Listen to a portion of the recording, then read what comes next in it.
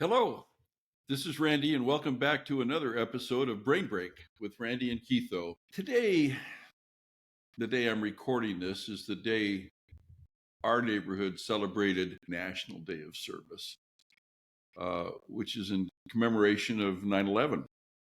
But this is the closest date we could get and get everybody out. Our neighborhood did some amazing things. The group I worked with, we cleaned out the alleys. Now, where I live, the alleys used to be used by the city for trash pickup. Now it's done on the streets. So the alleys were basically turned over to us as homeowners and renters to keep our alleys clean. Well, that doesn't always happen. So we went through and I think we filled up 4 dumpsters with the trash, other things that we gathered up. Now, some of the alleys were just incredibly clean, and others, like mine, needed some work. It was interesting. While we were going up and down the alley, I saw somebody who was clearly stealing cable. I'm not sure if it was internet or not. Decided not to bother it. That wasn't what I was back there for. We spent we were supposed to spend a couple hours, and I spent over 3 hours doing it with a group, and just had an enjoyable time. But as is my wont, I will talk about service projects when I was younger. When I was a boy, I grew up in the Tucson Fifth Ward. We had an amazing bishop who went out of his way to make service a part of our lives regularly. We went out to our steak farm in Marana. We would chop weeds, feed the cattle, whatever needed to be done. Our bishop always brought a case, a big box or two of chilled Red Delicious apples. That was always a really nice treat. Well, one time it was a ward activity. I was sent to, so it was not just kids. I went out with my dad, my brother. I was asked to go and help an older brother in my ward feed the cattle. So he was driving the truck, the farm truck up front. He basically had it in granny gear. It was just kind of chugging along, and I was taking hay bales, feeding the cows in their troughs. I guess he had a heart attack. I don't remember exactly what it was, but he had passed out. I jumped off the back of the truck because it was just in granny gear. I was able to run around, jump in the truck, and pull it away from the troughs because it was actually breaking the troughs. The truck was running into the troughs. So I pulled him over, and when I couldn't get any response from him, I just started driving the truck. Now, I was driving to the farmhouse where there was a phone. This is before cell phones. And I'm a boy. I think I'm probably 14. My dad had no idea I knew how to drive. So I've got this brother passed out next to me, and I drive by my bishop and my dad.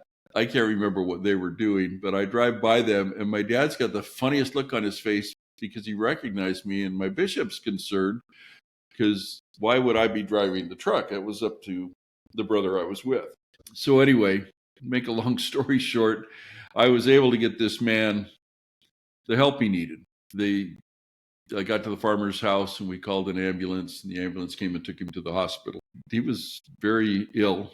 They were able to get him taken care of. I don't know how long he spent in the hospital, but he was a good guy. I was glad I was working with him, and I'm glad I was there to do it and that I knew how to drive.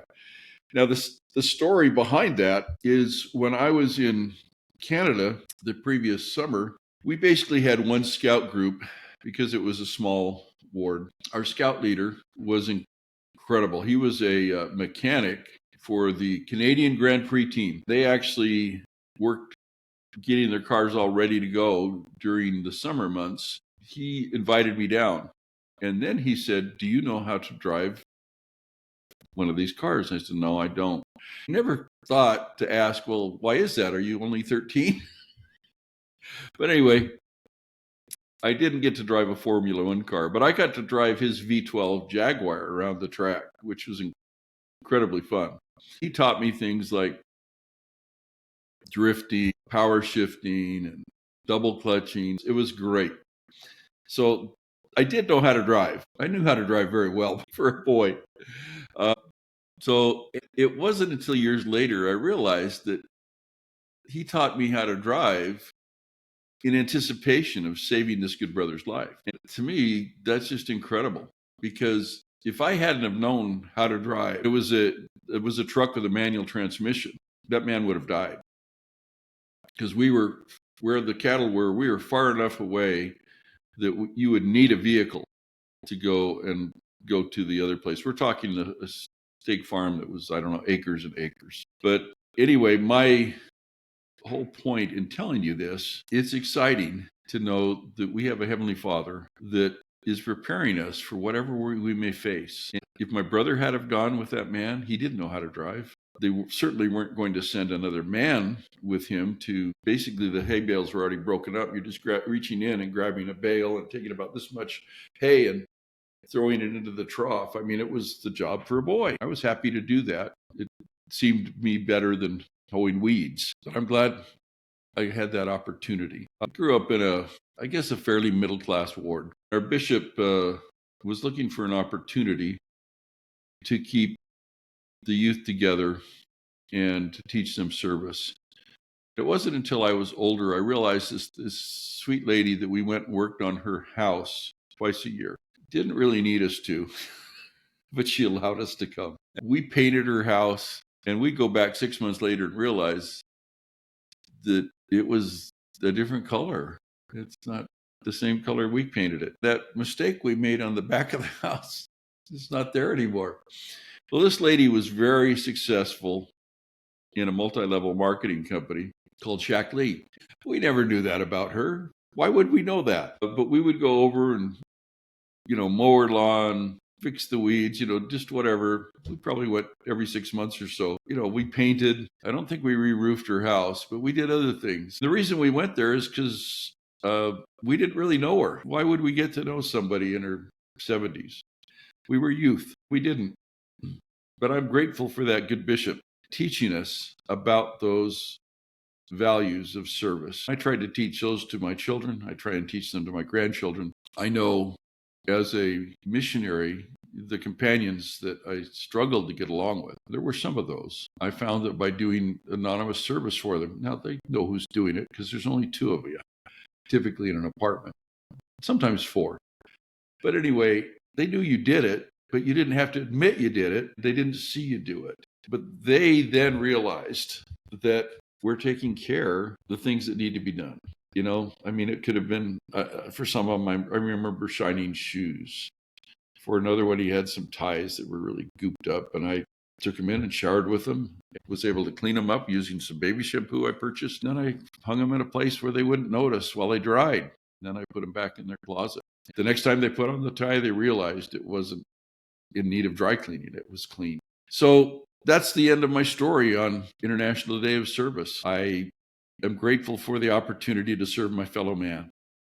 Muhammad Ali once stated, after being caught doing some anonymous service, that the service he provides is the rent he pays for being able to breathe. That's not an exact quote, I'm paraphrasing. But I thought it was incredible. The service he had been caught doing, by the way, was a nursing home where the tenants, the people that were there and couldn't leave, the nursing home was going to go bankrupt. The people couldn't pay. The state wasn't paying enough for them, whether it was Medicare or Social Security or whatever. They just weren't getting enough to be able to survive and adequately care for these people. Well, he paid for that. And after he passed, and once he became debilitated in his later years, more and more of these stories came out about what an amazing man he was. I still believe that giving anonymous service is amazing. In this case, it was just a bunch of people going up and down the alleys, cleaning up things. It was interesting. We went behind one house. I guess they'd never thought about throwing their cans of beer and bottles of liquor, bottles of beer into the trash. Why not just throw them over the fence? And we must have gathered up behind this one house 50, 60 bottles, and those are gone now. Anyway, thank you so much for joining me for this edition of Brain Break with Randy and Keitho.